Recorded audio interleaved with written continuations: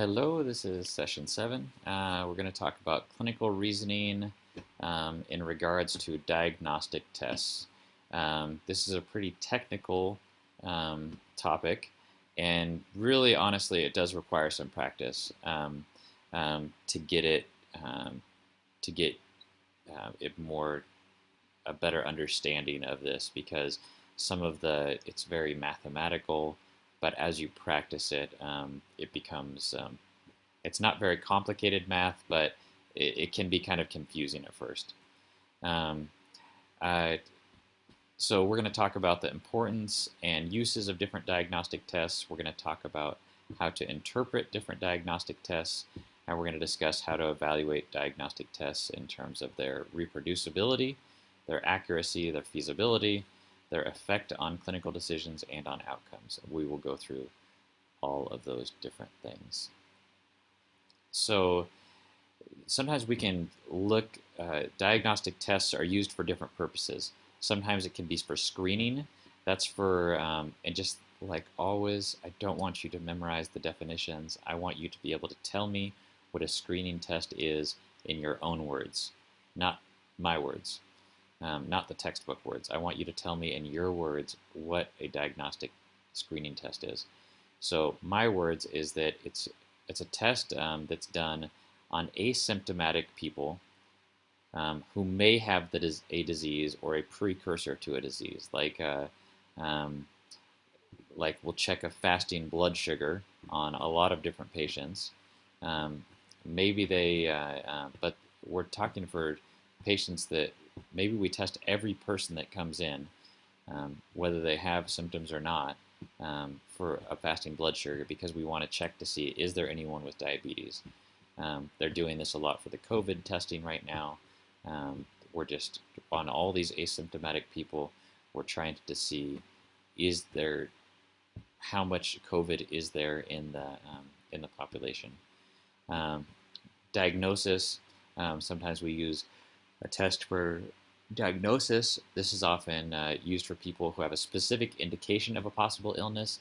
Maybe a patient comes in with they're very thirsty or they're going to the bathroom more lately, so we check a fasting blood sugar um, to see whether they have diabetes or not.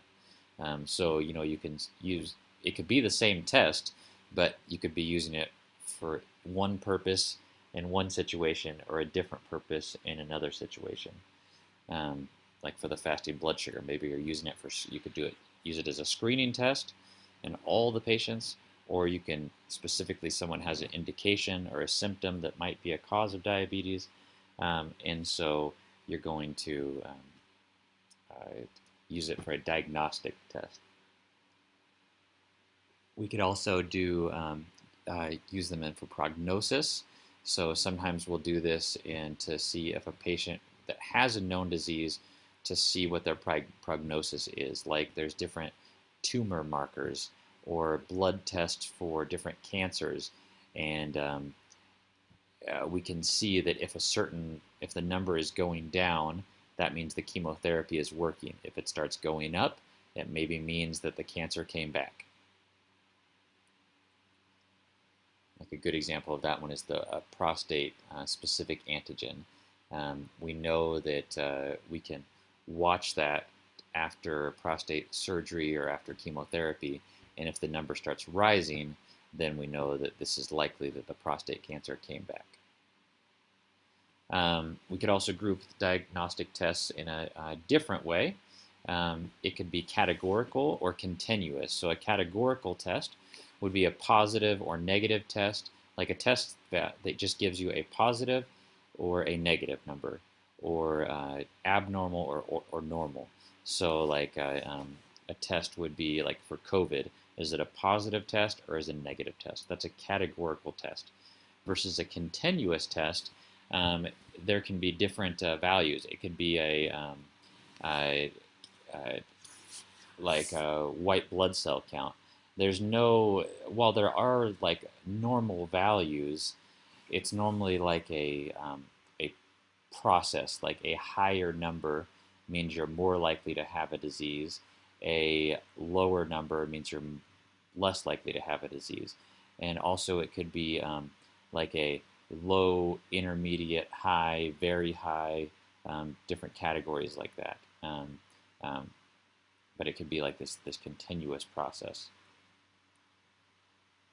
So an ideal diagnostic test would be a test that always gives you the right answer. So that means a positive result would come, so anyone that has a disease would have a positive result. And then anyone that does not have the disease would have a negative result in 100% of the time. So, and also an ideal diagnostic test would be a very quick test, a safe test, one that's simple, that doesn't cause pain, that's reliable and inexpensive. Um, Maybe you've already guessed, it's very, very hard to find a test like this. Um, the almost pretty much every test is has sometimes where it will come up with a positive result in someone that doesn't have the disease, or maybe a negative result in someone that does have the disease. Like they don't catch everyone. Some of them are like a colonoscopy. That's a complicated test where someone needs anesthesia. It's not completely safe. It's mainly safe, but it's not 100% safe. Um, it's uncomfortable, um, and sometimes the doctor doesn't see every problem that is there, so it's not 100% ideal. And so a lot of times what we'll need is something as close to ideal as possible. We need a clinically useful substitute, like something that is as close to an ideal diagnostic test as possible. Um, so uh, we'll talk more about how we can make sure a test is more reliable. But part of it is like, so if we just look at this example of a white blood cell count, a white blood cell count. So um, there's going to be, if we say that this is um, 5, a white blood cell count of 5, and say this is 15, there are going to be some people, so everyone on this line, on this curve, is healthy. There are going to be some healthy people with a white blood cell count of 14. There are going to be some healthy people with a white blood cell count of 4. Um, but, or sorry, of 6. If we're saying this is 5, then we'll say this is 6. Um, but there's also going to be some sick people that have a white blood cell count of, say, 6 or 7, that they are sick, but their white blood cell count is still on the lower side. But what we can see here is that, so all we don't, it doesn't, a white blood cell count doesn't 100% for sure tell us is a person sick or not, but it tells us if a person is more likely to be sick or more likely to be healthy. So if they have a white blood cell count of, say, 12, somewhere in here, more likely there's more people that are sick that have a white blood cell count of 12, and there's less people that are healthy that have a white blood cell count of 12. Like if this is, we'll say this is a frequency of 100, so if this is about 50 people out of, there might be 50 people that have a white blood cell count of 12 that are sick, and maybe there's only 10 people that have a white blood cell count of 12 that are healthy. So it's more likely that they are sick. So a sensitive test is, so if all people with the disease have a positive test, if everyone with the disease, when we do the test on them, the test is positive, we say that the test is 100% sensitive to the presence of disease. So we're saying if the patient has the disease, they will definitely test positive. For a specific test, we're saying if this is the test is 100% specific to the absence of the disease if all people without the disease test negative. So we're saying if a patient does not have the disease, they will definitely test negative. That is a 100% specific test. A predictive test means that the results of the test are 100% indicative of the true outcome. Meaning, so there can be a positive predictive test or a negative predictive test. So a positive test, so in a 100% positive predictive test, it means a positive test means the patient has the disease for sure. A negative predictive test means that if a patient has a negative test, that means for sure they don't have the disease. So this is a little bit different than sensitive and specific because it's looking at it from a different angle. This is saying if a patient has the disease, they will definitely test positive, whereas this is saying if a test is positive, the patient definitely has a disease. Okay? So, and then for specific as well, if a patient doesn't have a disease, they will definitely test negative.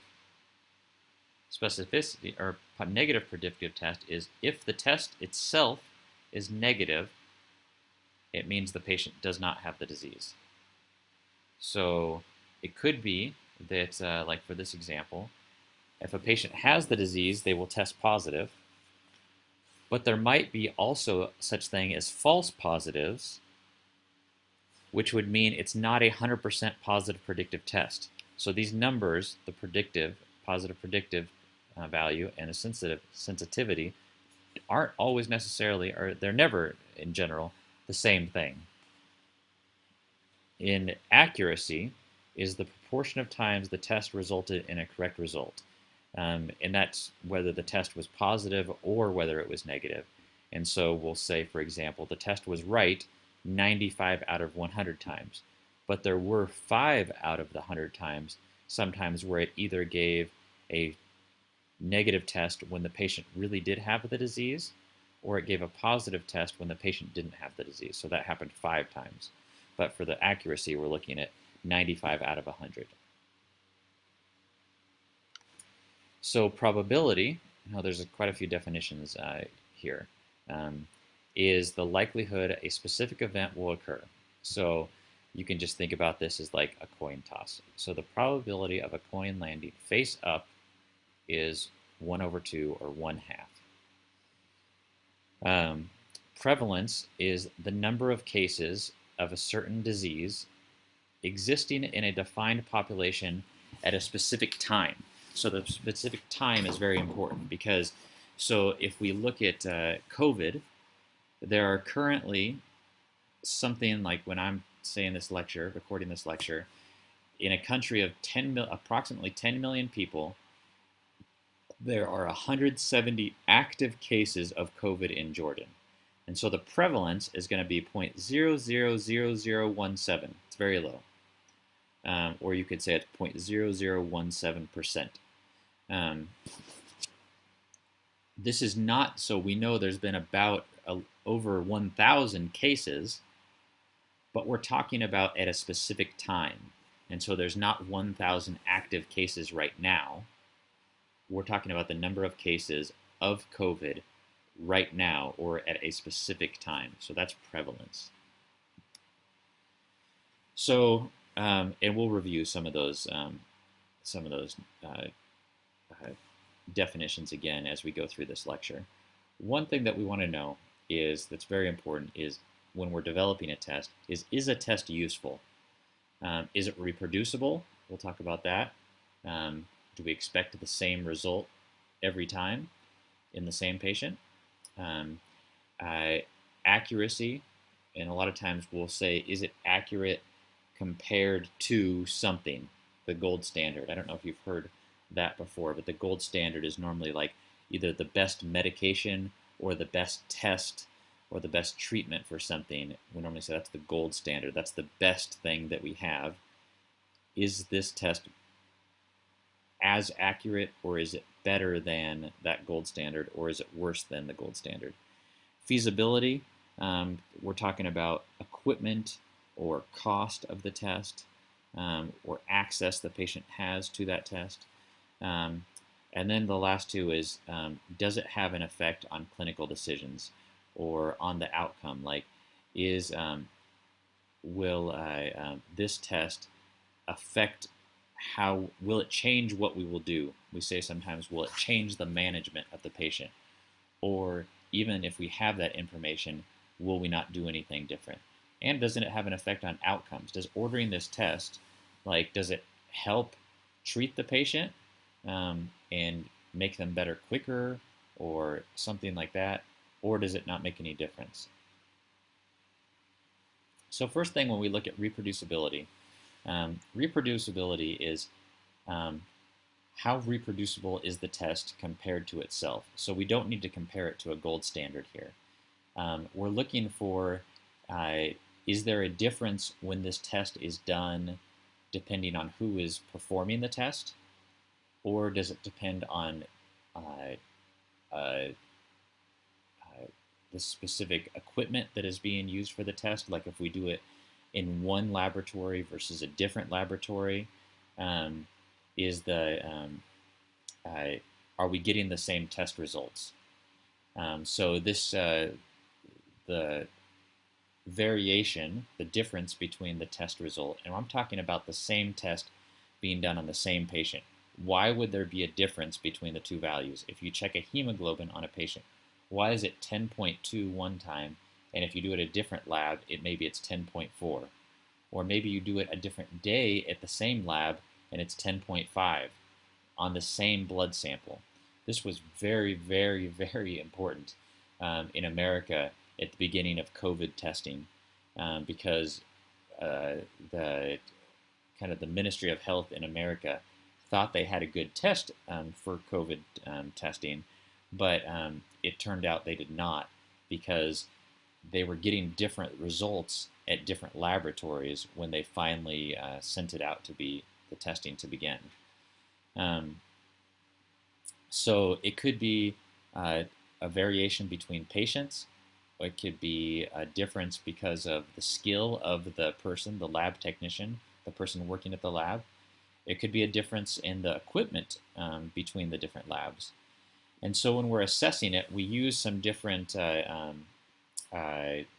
statistical analysis or some different equations to evaluate whether the test has good reproducibility or not. So sometimes we look at proportion agreement. How many of the tests agree with each other? Coefficient of variance, we'll talk about that. How much do they vary? Does each test um, keep it اختلاف بينهم? There's a mean and distribution of the differences. So we'll look at all of these here. So how to calculate the variability is what we're looking at is if different labs do the same test on the same sample, the same result should be obtained, right? And the same thing, if the same lab does the same test multiple times, but on different days, the result should still be the same. The location and the date should not change the test, right? That makes sense. So we're going to look at the coefficient of variation, and that's the ratio of the standard deviation of the test results to the mean. And so that's a little hard to understand, but we'll look at the examples. But in general, we want this coefficient of variation to be less than 10% before we say a test has good reproducibility. So if the standard deviation of a test is 1, and the mean or average of a test is 10, the coefficient of variation is 0.10, meaning it's 10%. And so we don't like that. We want it to be less than 10% generally. So let's go for an example because this will help some. So there's an HIV ELISA test to measure antibodies against HIV that's available at your hospital lab. The lab values can range from 0 on this test to infinity, um, but the cutoff value is 1. So we say that any test with a lab value less than 1 is negative, so meaning they do not have HIV. So we want to evaluate this test to see how reproducible it is. So what we do is we order the same test for the same person using 3 different samples. So we take blood 3 different times, um, and then we do the test. It's done at the same lab um, by the same lab technician or the same worker at the lab on the same dish or the same plate. And so we get test results for this of 0.3, 0.32, and 0.33. And then we order the same test to be done on 3 different plates, 3 different like Petri dishes or 3 different plastic dishes. And it's performed by 3 different lab technicians. And the results come back as 0.33, 0.35, and 0.4. And then, lastly, we order the same test from 3 different labs. And the results come back, so this is on the same patient, the same test is being done, 0.33, 0.4, and 1.2. So obviously, there's quite a difference here. Is this test reproducible, and would you order it again? So if we look at this, if we plot all these, the intra-assay, meaning like the first one, the same test done on the same person,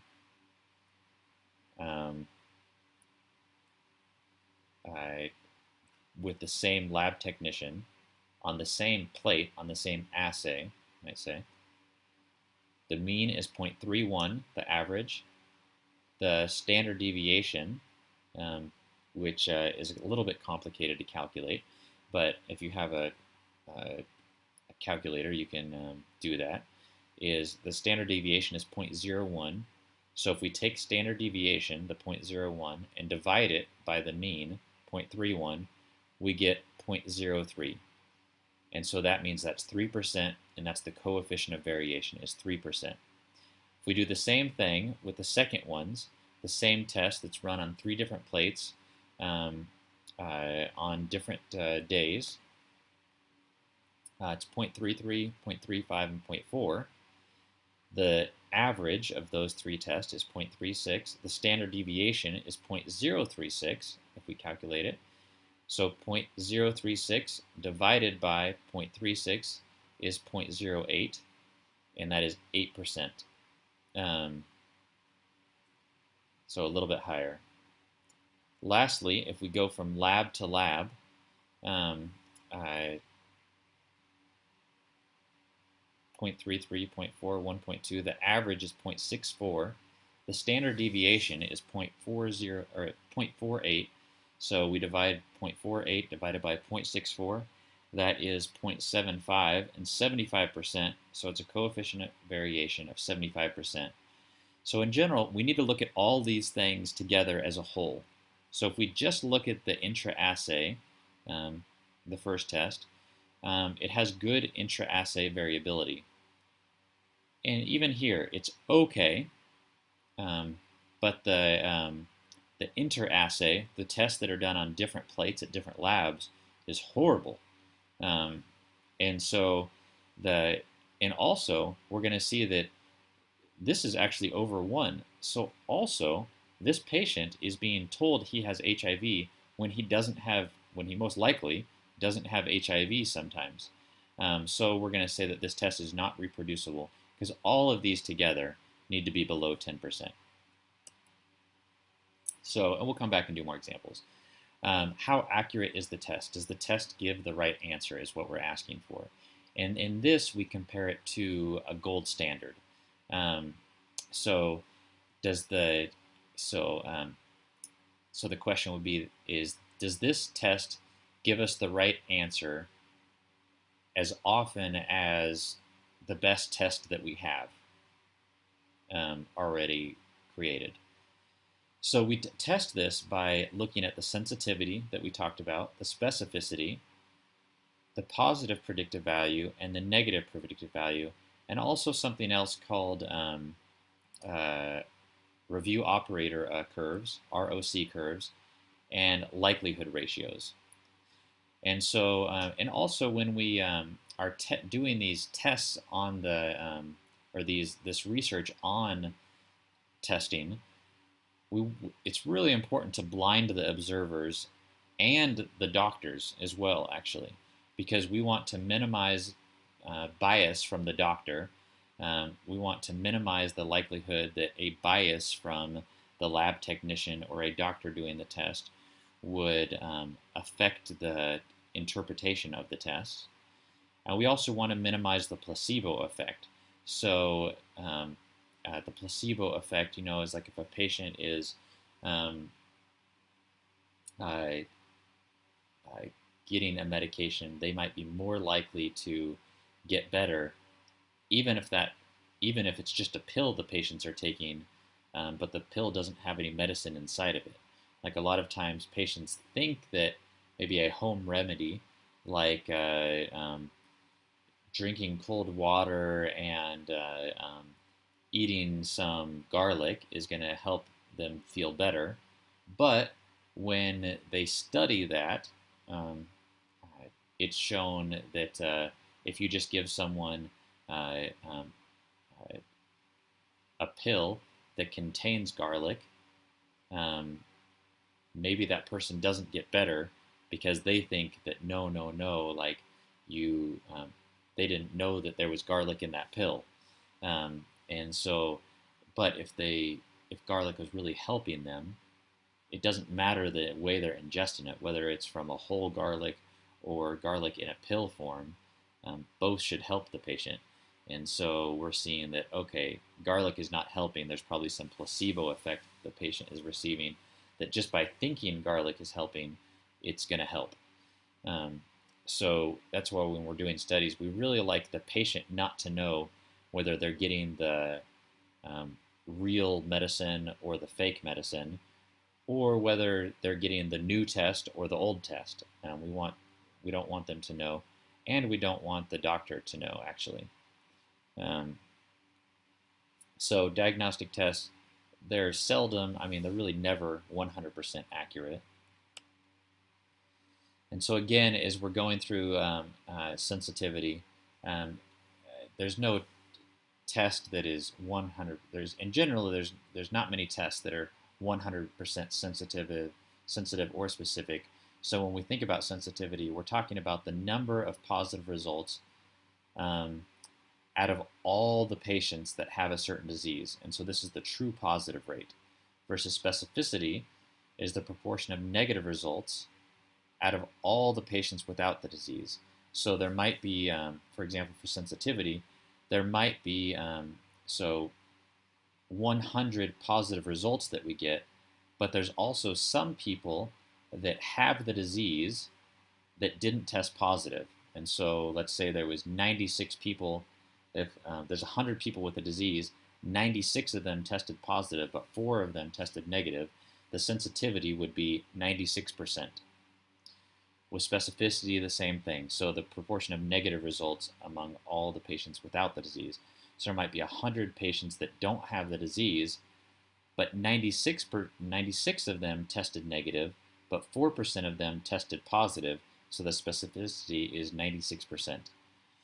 And then when we talk about positive and negative predictive values, we're talking about the same thing. There's really hardly any test that would be 100% have 100% positive or negative predictive value. But we're talking about from the opposite side, out the proportion of patients who have the disease among all the patients that tested positive.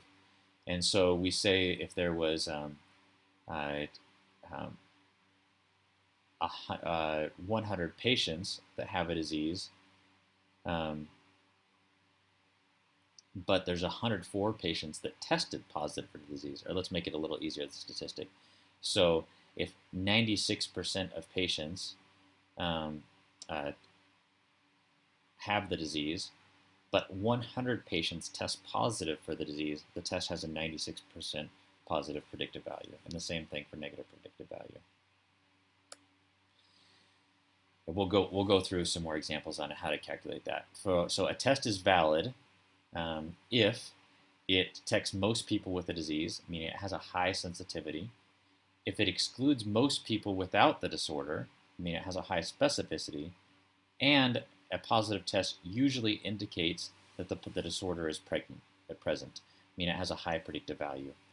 And really the best measure of the usefulness of a test, which we'll talk about later, is the likelihood ratio. And this is the ratio of how likely a positive test is to be found in someone with a disease. So what's the likelihood a positive test is found in someone with a disease as opposed to someone that doesn't have the disease? So we'll unpack that more later. So this is better than these others because it doesn't change due to the prevalence of a disease. So if you remember prevalence is the ratio of proportion of people that have a disease in a population at a specific time. And we gave that example of COVID. So there's 170 cases out of 10 million people in Jordan right now. So that prevalence can actually change these, but it can't change the likelihood. It does not change the likelihood ratio. And you'll see why after we go through some of these equations. So this 2x2 table is very important as we're talking about statistical analysis of a test. And so A is a person that, this is it could either be like it's a patient that definitely has a disease. And we can just say it's the truth, or we can say this is the gold standard. So maybe we're comparing one test, the gold standard test, with another test. So this test, it gives a patient a positive value, and then our new test we're comparing it to also gives it a positive value. So we're saying these are the true positives.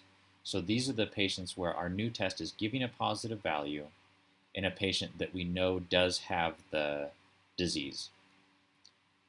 So B is a patient that does not have the disease, or the gold standard test is saying the patient does not have the disease, but our new test is saying they have the disease.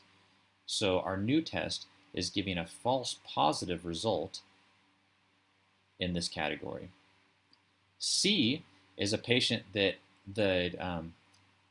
we believe has the disease based on the gold standard test, but our test is giving a negative result. And so our test is giving a negative value when in reality the patient does have the disease. So this is a false negative. They are being given a negative result, but that is actually false. So D is a patient that is a true negative. This is a patient that we believe does not have the disease, and our new test we're creating, shows as well that this patient does not have the disease. So it's a true negative. So our test is confirming the truth.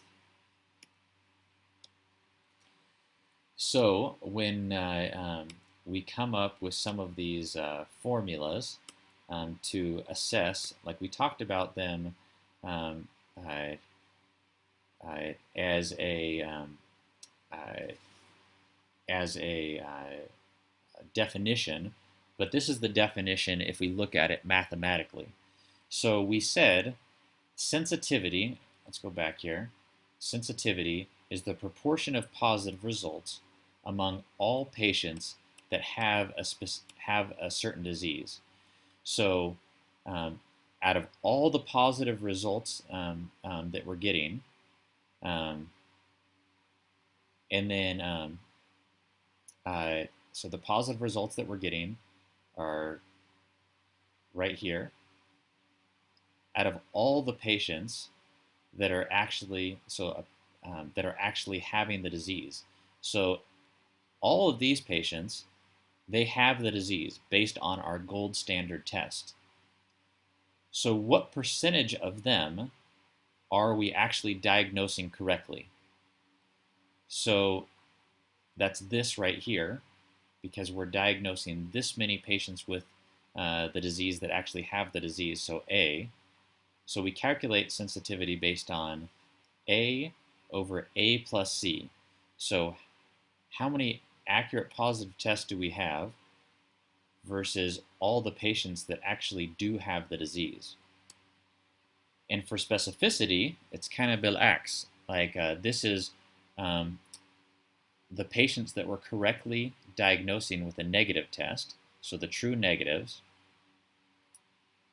over all the patients that do not have the disease, so B plus D.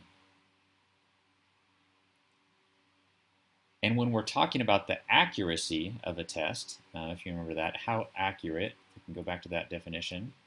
It's way back here. Where is it? Way back here. The proportion of times the test resulted in a correct result. So it's kind of like we're combining the sensitivity and specificity.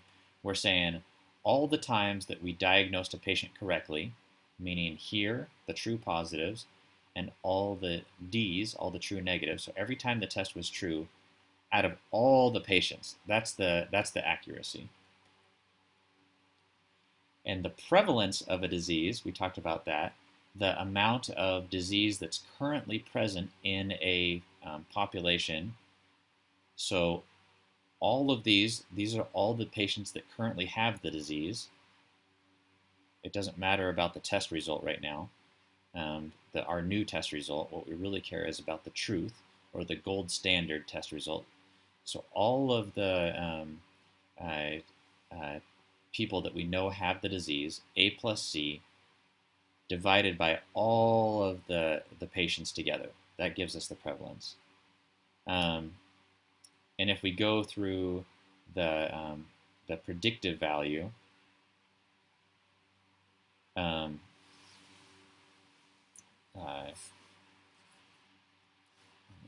get back to so you can actually see this. The predictive value, we want to know the positive predictive value. So that's going to be, we're going to look at A, the number of tests that are true positive divided by all the positive results that we're getting. C, or a negative predictive value, we want to know the true negatives that we're getting, or D, divided by all the negative results that we're getting from our new test. So this positive and negative predictive value is really going to be based more off so how good is this, how certain can we be that we're talking about the test result. And this is more talking about the how many truths are we catching with people, how many diseases are we catching, how many times are we ruling in or ruling out the disease. Here, it's we're talking about the test results, like how accurate do we think that result is. So this takes a little bit of thinking, so you might want to pause a little bit here and try to get what is the difference between this positive predictive value and the sensitivity and specificity. So if we go over an example, this is a female with no history of pregnancy. She comes into your clinic saying she missed a period and she had a positive pregnancy test. So the pregnancy tests that we do at home, they're normally, it's a urine test where a person pees on a stick or a piece of plastic, and then there's either a positive or a negative result. And we know that these are not as good as blood tests.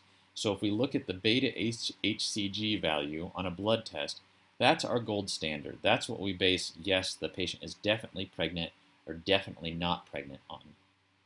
So if we, in a study that is done comparing the urine test with the blood test, there's 68 patients that this study is done.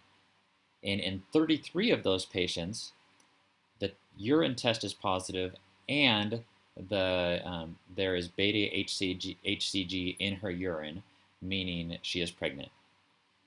But 13 people, the urine test was positive, but the patient, when they did the blood test, was actually not pregnant.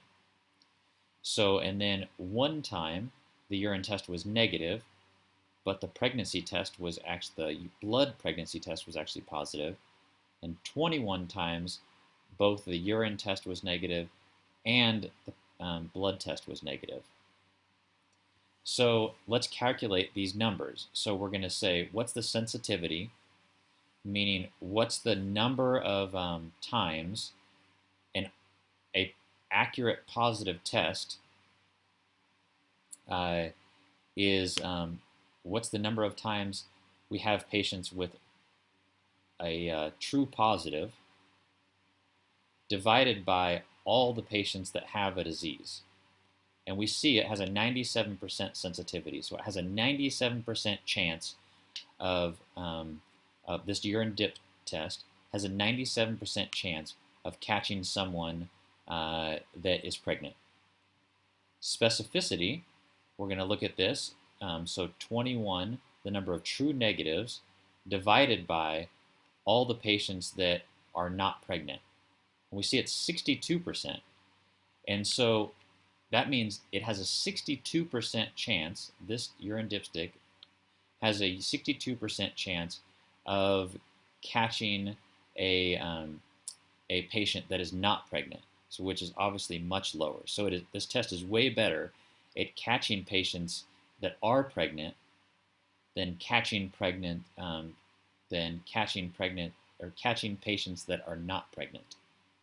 And then if we looked at the predictive values, we're going to say the number of true positives divided by all the positives that we have on the test.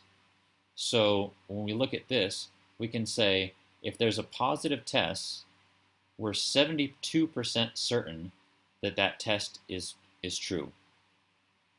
Versus negatives, the number of true negatives divided by all the negatives is 95%. So we can be, if we have a negative test, we can be 95% certain that that is true. Hopefully that makes sense to you.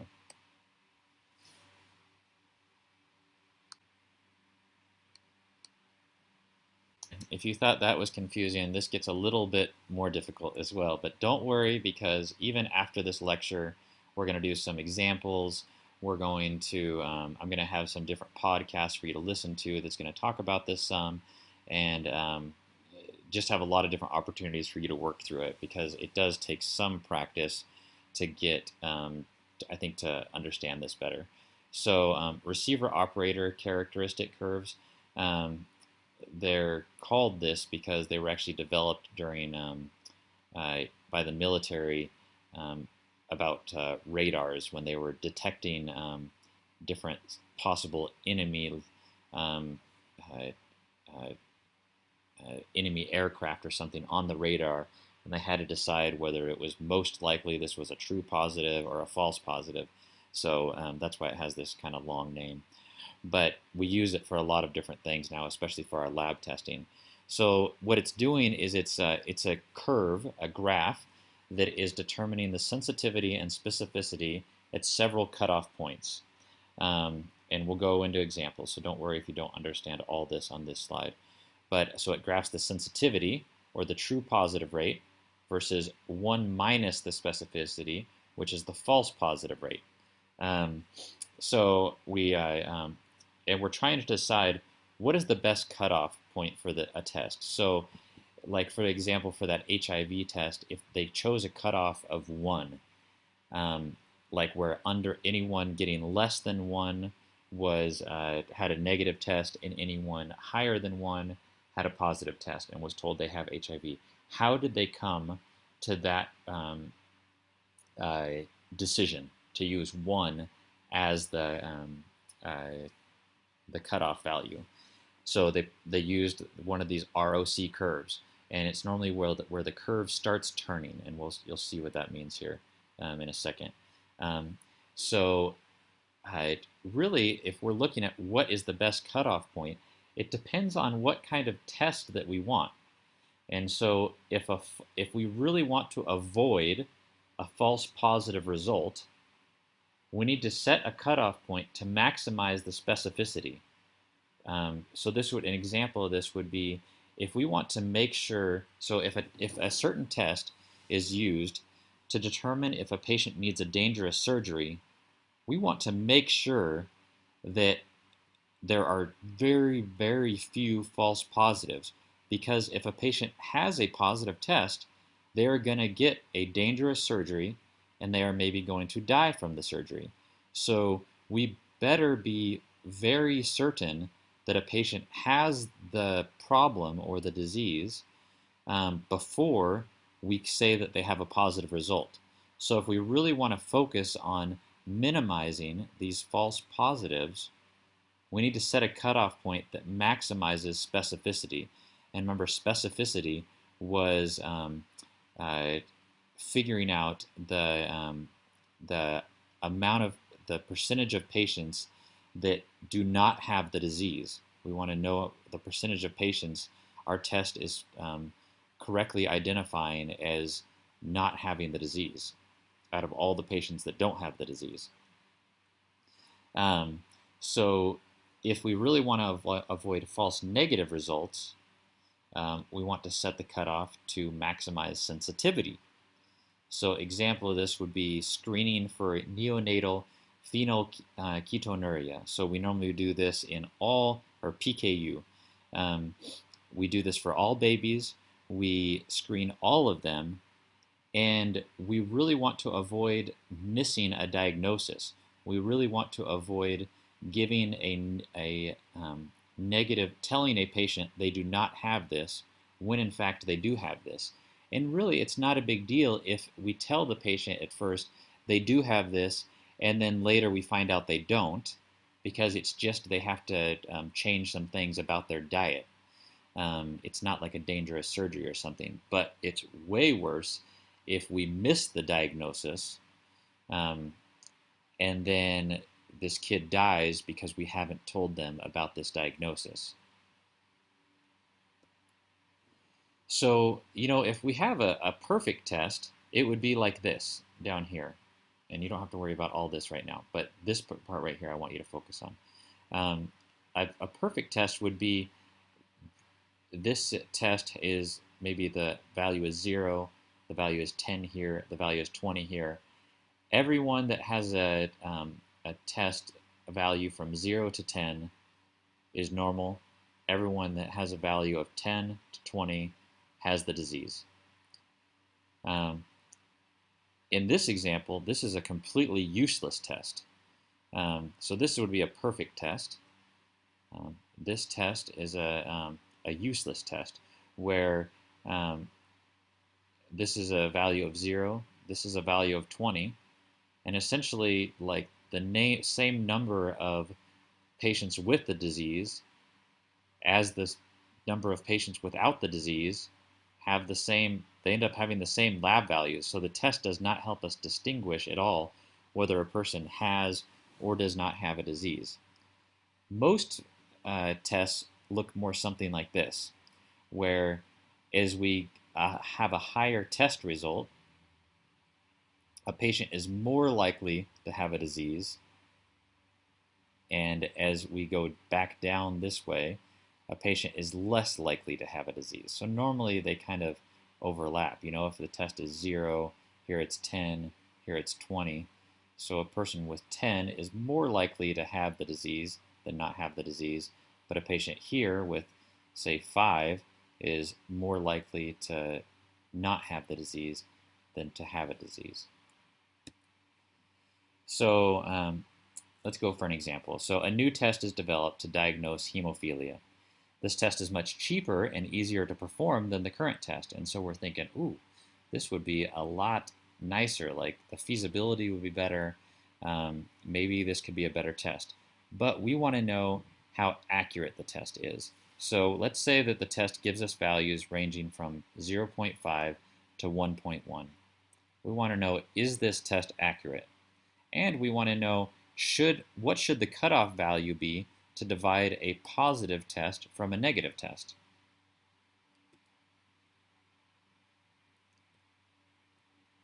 So if we graph out all the patients that have a disease, it's going to look something like this. And it doesn't really matter if this is the number of people with disease. You can say that this is 10 or 100. It doesn't matter.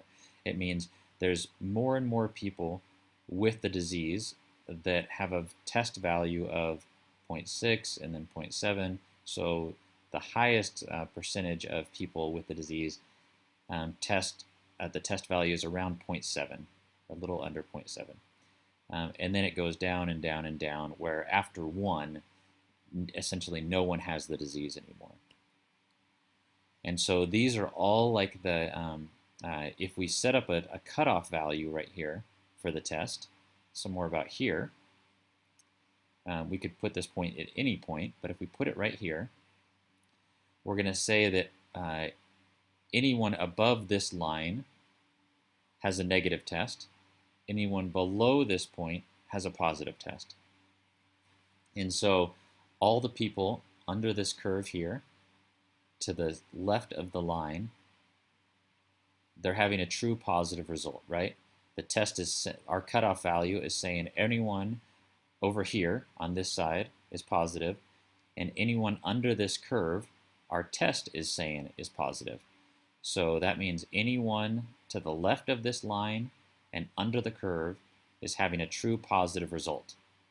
But if we put the cutoff test here, we also have some false negatives, where these people have the disease,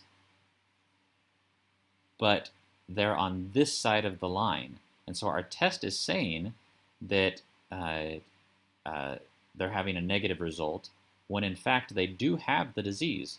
So these are false negatives. If we look at those without the disease and we graph the number of people without the disease, and this we normally base this off, like we said, like a gold standard test, like the urine beta HCG or the blood beta HCG test for pregnant patients. In general, we see this. There's more and more patients that have the disease that test around 0.8, 0.9, but then when we get up to 1 or 1.1, the test doesn't go any further than this point. And so we have the cutoff value at the same point here. Maybe it's 0.78 or a little under 0.8. We're going to have all these people on this side of the line. We're saying they don't have the disease. And in fact, all the patients under the curve truly do not have the disease. So these are all the true negatives here. And these are all the false positives.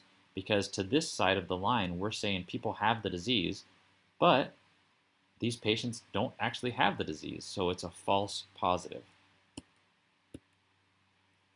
So it kind of looks like this is what our curve would look like. And these rates here, which are the rates that affect our sensitivity and our specificity and our accuracy, it's going to change depending on where we put this cutoff value for the test.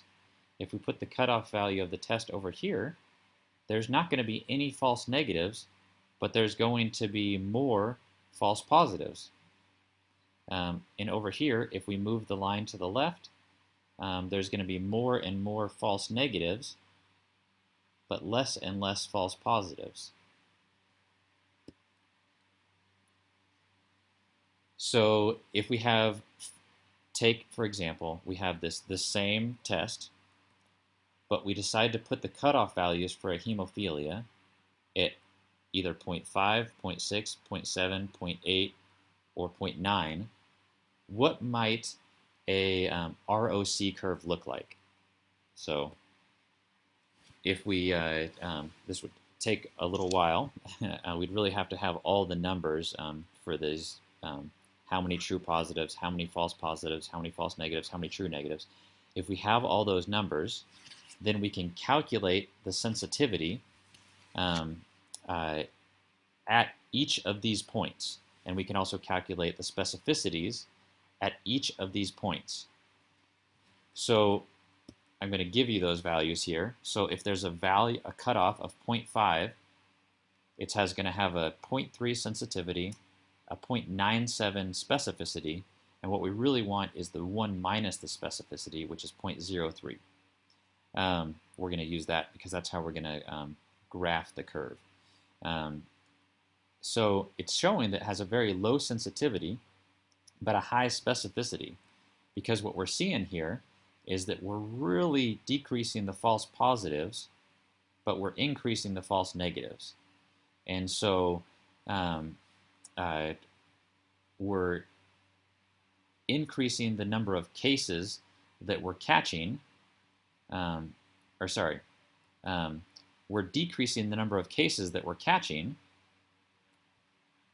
like if it's all the way over here, but we're increasing the number of times we're catching negative diseases. Like if it's all the way over here, we're never going to be wrong when we say a patient doesn't have disease.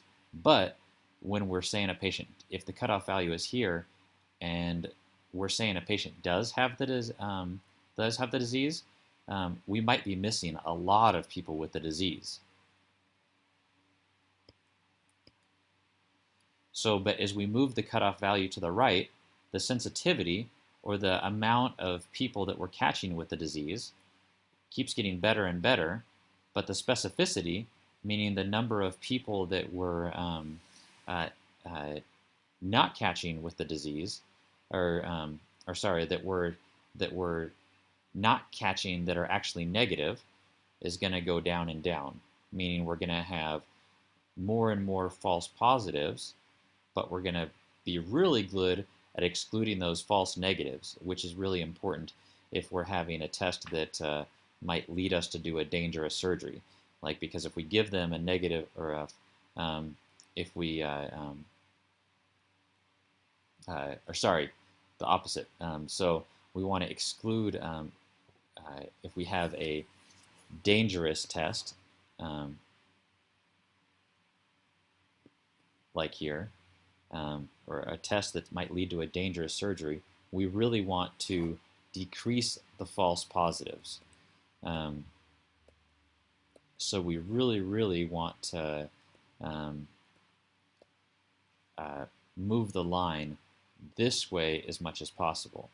But if we want to decrease the false negatives, we want to put it this way as much as possible. So okay, so we have this whole chart. So let's graph sensitivity versus 1 minus specificity. So this is an example of different tests that can be done. So really the if we this is going to be our example here. But before we get to our example here, I want to tell you a little bit about ROC curves in general. So if someone has an area under the curve of 1, meaning the curve goes all the way up here and then all the way over here, so it's 1 multiplied by 1, that is a perfect diagnostic test. But if the curve goes like this, that means the area under the curve is 0.5, if we look at the area, because it's just half of 1 times 1. That is a completely useless test, because that means the test has a 50% sensitivity and specificity, and so it's no better than just flipping a coin if the graph looks like this, or if the area under the curve is 0.5. So the tests they're normally going to look something in between this and this. So they normally look something like these. So if we look at different tests, which is what we'll do a lot of times, we'll look at this test versus this test versus this test. We'll find the area under the curve, and then whichever one has the biggest area, then that is the best test.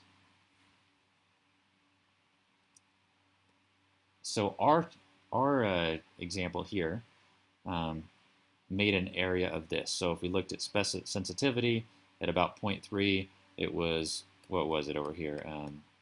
0.03 for 1 minus specificity.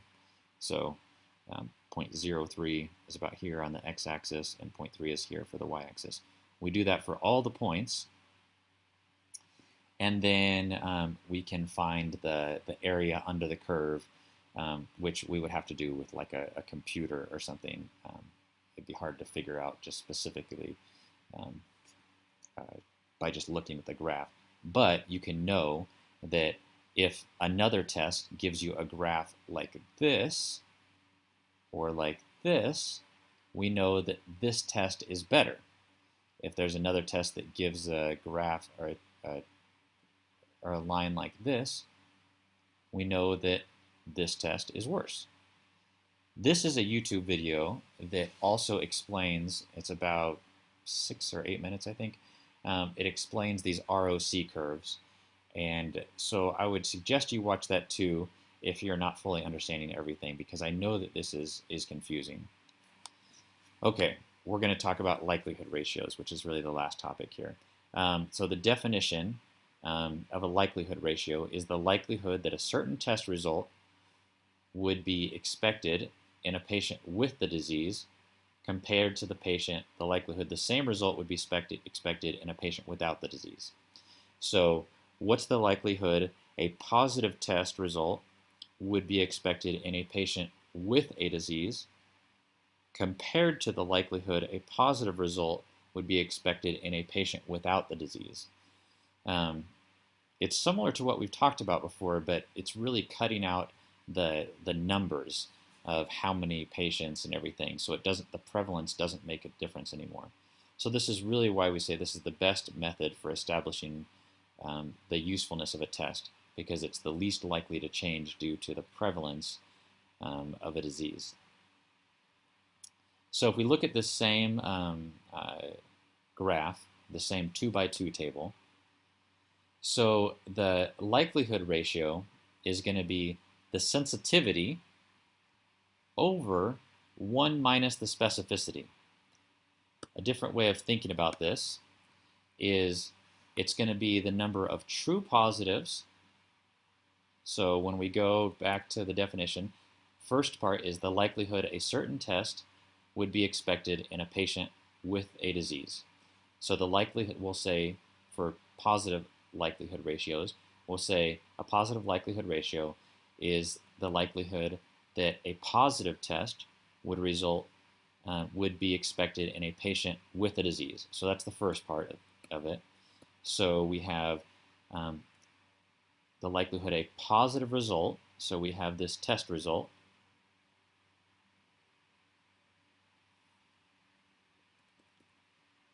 Would be expected in a patient with the disease. So these are all the patients with the disease. So we're saying, first of all, the likelihood a patient with a positive test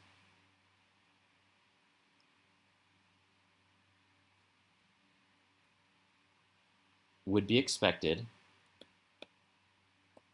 in a patient with the disease. So that's really the specificity. So we're going to take A plus C. Let's look at the end of the definition. Compared to the likelihood a positive result, meaning, again,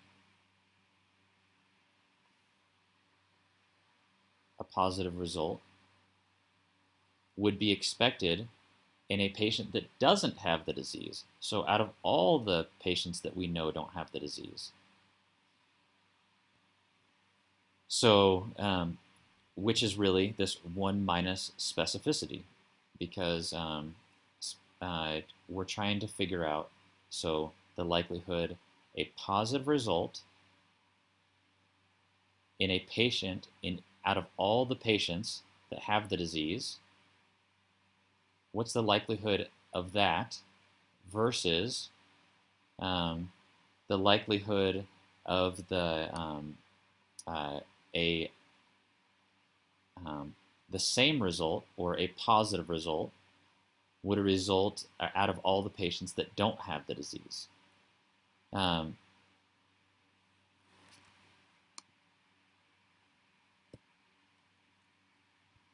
this one's supposed to be negative here. Okay, so the same thing goes here.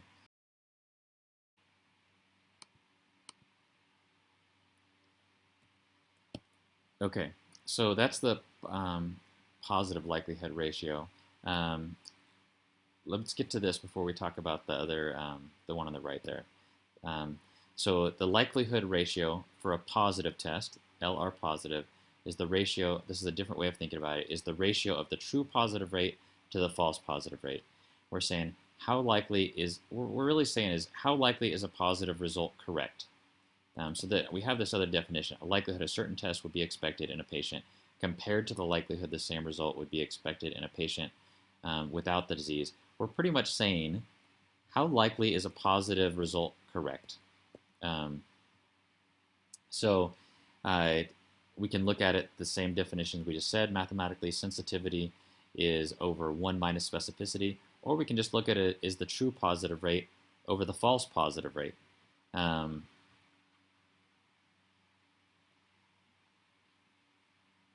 So the true positive rate would be the number of true positives, test results that are positive that are actually true, but we're going for the rate out of all the tests that are positive, out of all the people with that disease, I mean,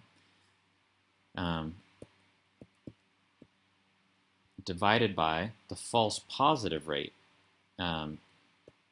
which is the 1 minus sensitivity here.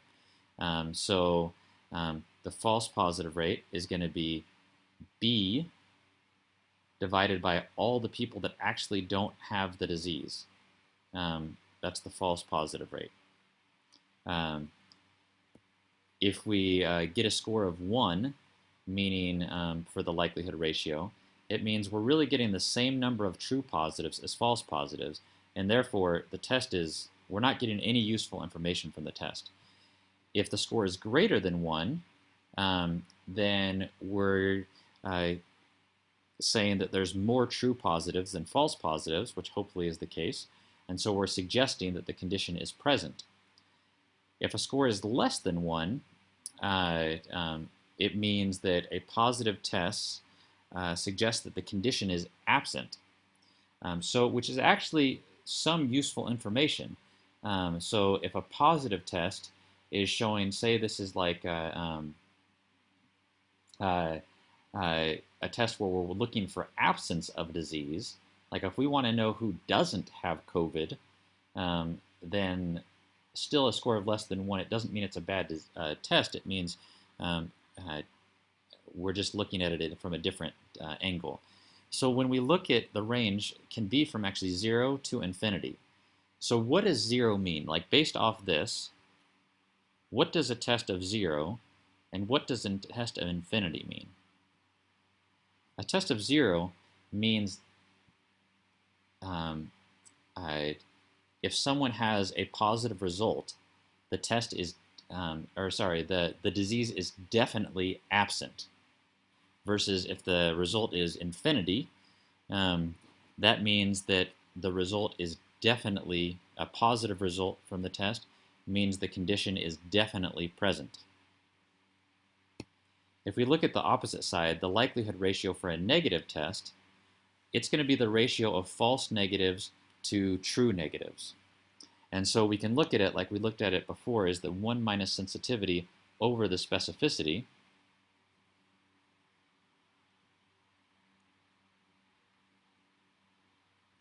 And so we're looking for how likely a negative result is correct. That's what we're wanting to know. So a good test can be high in both of these, LR minus and LR positive. Or it can be, a good test can be for both. It really depends on what type of test you're wanting. Because like we talked about, sometimes we want a test to be very, very sensitive, and that's the most important thing for us. And we don't really care how specific it is, like that PKU example. Um, but it's not as important for us to uh, rule out every possible case. We just want to make sure that we're catching as many cases as possible, and we're uh, minimizing any the false negatives. And so that kind of test, a sensitive but not very specific test, would have a very high um, uh, likelihood ratio for a negative test, but might have a low likelihood ratio for a positive test. And the opposite, if we have a very specific test, but that's not very sensitive, like maybe we would want this if the test would be leading us to do a dangerous surgery on a patient, that test might have a high likelihood ratio for a positive test. So we would be very certain that a positive test would really be positive, but it might not be very sensitive. So we might uh, have a low negative likelihood or negative a low likelihood ratio for a negative test.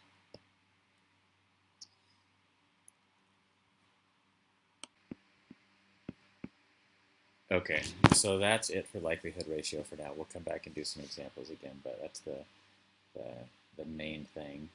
Um, so now let's get to feasibility. So in feasibility, we're talking about a couple different things. We're talking about the cost. Is that feasible? Is it too expensive for that test?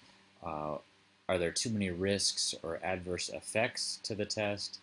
Because we're not just talking about lab tests. We're talking about anything like any test. It could be like a biopsy or a colonoscopy or anything like that. Um, Also, acceptability. Are people willing to do the test? Um, so, if we take an example of colon cancer screening with a colonoscopy every 10 years, the cost, at least in the United States, is about $3,000. The risks are perforation of the colon, death, extra bleeding, or maybe a reaction to anesthesia.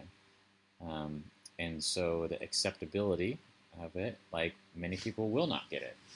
And so, um, for some people, because we're looking at also the benefits of this is we're hopefully catching colon cancer early at a stage where it can be treated. Maybe that will save some cost. Maybe it will also help people live longer or and have a more functional life. Um, uh, so maybe for some people, maybe this is feasible, but for other people, maybe it's not feasible. So, or maybe in one country it's feasible, but in a different country maybe it's not feasible. So it's um, a, a thing that we need to think about. Um, Another thing is effect on the clinical decision. Um, what we're asking is how often do the test results affect our decision making?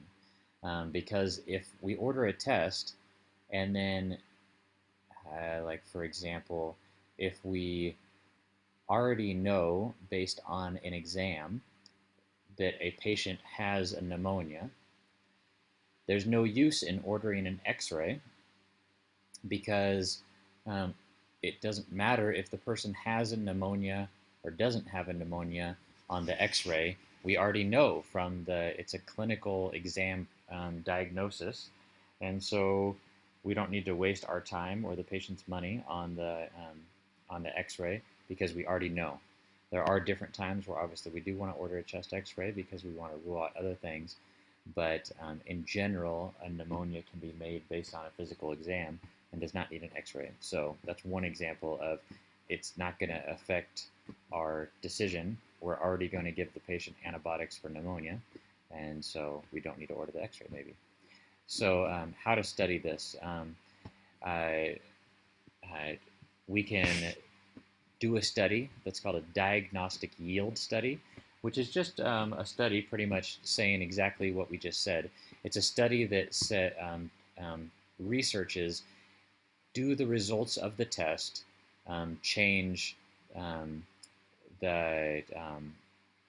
the the way that the decisions are being made. Um, there's also studies to test uh, like if there's one clinic that is treating a disease a certain way, and then they compare that to the decisions that were being made after the group started using the test.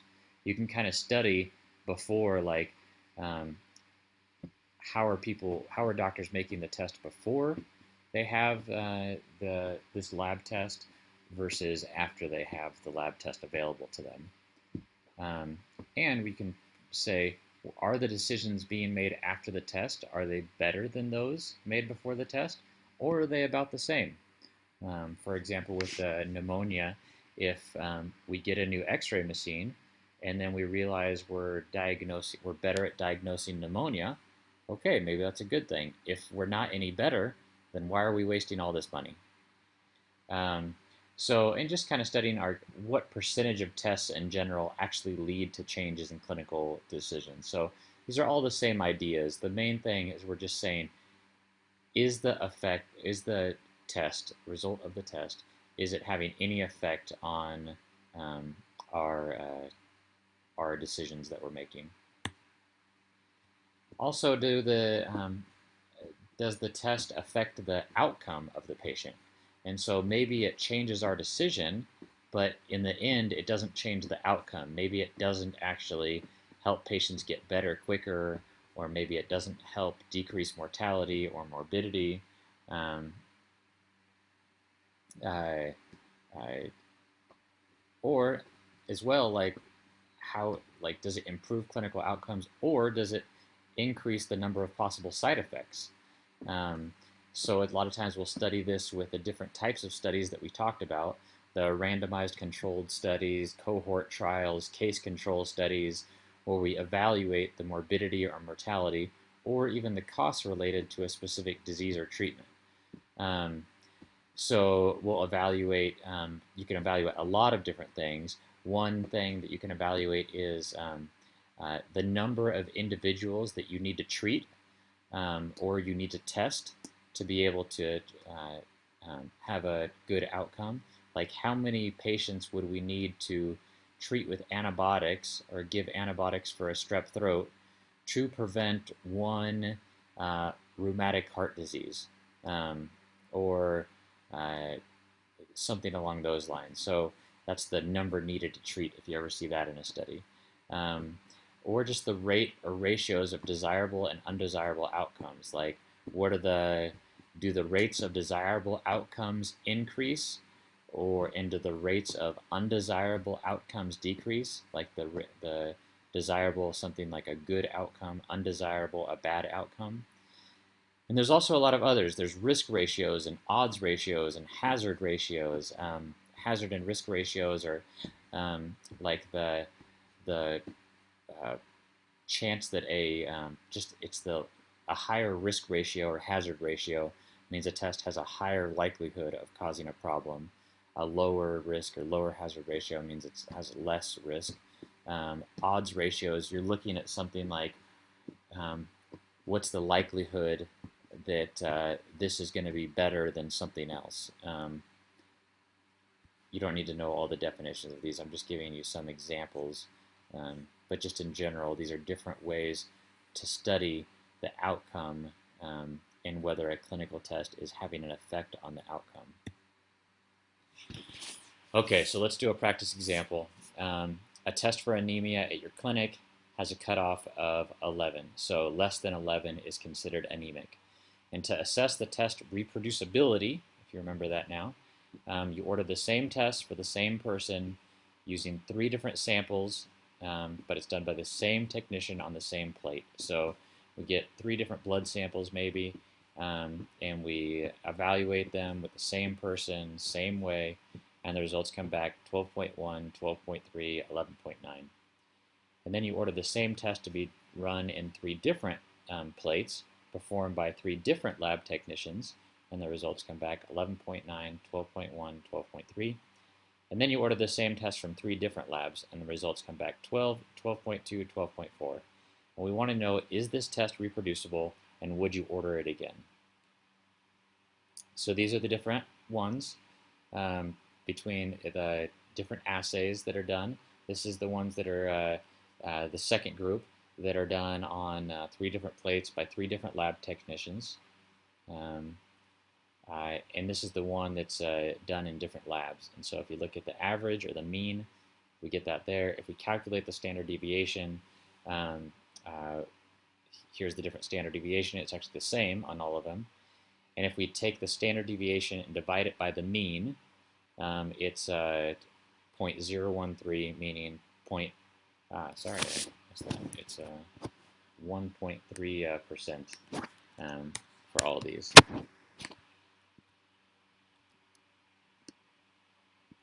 Sorry about that. So this test, if you remember, we were wanting less than 10% for this coefficient of variability or variation. It has good variability and good reproducibility, and so yes, this test is reproducible. It's well under 10% in all of these different areas. If we look at a different example, so this is a new anemia test. Continue with the same example. So this is a new anemia test. And say a study is done that compares the anemia test, the new anemic test, to the gold standard anemia test. So we have this gold standard anemic test and the new one. So out of all of these patients, so there's 77 patients total, 40 of them test positive on the new anemia test, as well as the gold standard anemia test. And then, but 5 of them test positive for anemia on the new anemia test, but they were normal using the gold standard. 2 of them were normal on the new test, but were anemic on the gold standard test, and 30 patients tested normal for both. So the true negatives here. So if we want to get the sensitivity, we can go through all these different tests like we just did. So the sensitivity, we want to get, on like a test, I might give you an example like this, and I want you to know how to calculate sensitivity, specificity, positive and negative predictive values. I want you to know the equations. Maybe I'll give you a table like this, but I want you to calculate the sensitivity. And the way that you're going to remember it is, rather than just memorize the equation, you should think about, so sensitivity is the number of people that have a disease that we're testing positive, that are actually testing positive out of all the people with the disease. So these are all the people with the disease, the people that are testing anemic on the gold standard version. And so we're talking about the ratio of the people that test positive with the disease, that really have the disease, divided by all the people that have the disease that we know about. So it's A over A plus C. So this is A, B, C, D here. Specificity, it's the number of people that are testing negative with the disease that really are negative, that are normal, divided by all the people that we know are normal. Okay, so it's D over D, B plus D. And if we do the positive and negative predictive values, we're more focusing on the test. So if we have a positive test, what's the likelihood that this test is really positive? Like, what percentage of people? So it's going to be A over, so all the people that did test positive that were true positives, and then all the people, all the the false positives. So out of all the people that tested positive, what percentage of the time were we correct? And out of all the negatives, this, what percentage of time are we correct? And so if we're going to say the accuracy, we're going to take all the times that we are correct, here and here, the test was correct, over all of them in general. And then prevalence as well is the number of people that actually are sick, right here, divided by all of the people. So this is going to be the prevalence at a specific time. Okay, hopefully that kind of is starting to make a little more sense there. So that's the main thing for that example.